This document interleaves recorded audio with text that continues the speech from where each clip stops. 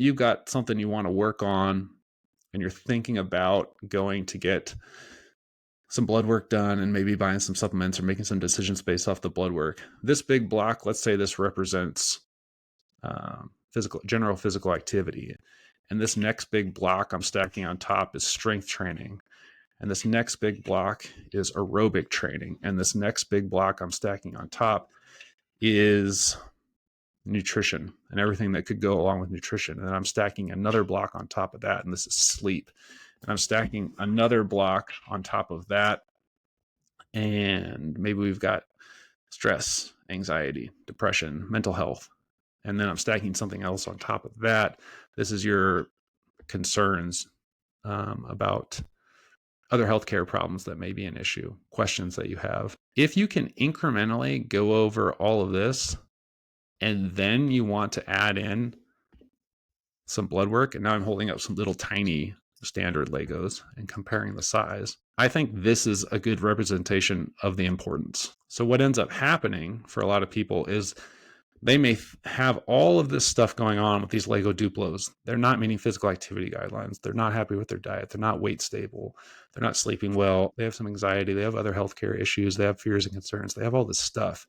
And this seems like an insurmountable amount of things to deal with. So then this solution over here, just get a simple blood test, take a couple of supplements. What if it's that simple? And then these couple of little supplements based on your blood work fixes all this other stuff. And I'm not saying that's never happened or it couldn't happen, but it's pretty rare. I'm not trying to be anti-blood work. I'm just, for people who are going out and they're not under any supervision and they're just self-screening, I don't know that it's worth your time necessarily.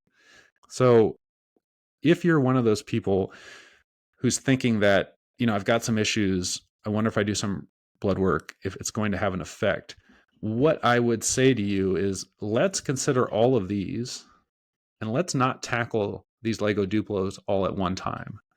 Let's acknowledge that you have all of these things that you need to work on.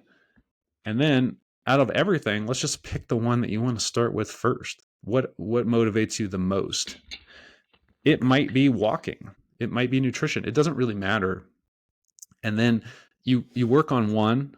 And once you get that one under control, or you're feeling good with that and you feel like you can add something else, then we stack something else. And this might take a long time to address every issue and stack up these Legos to build what you want to build.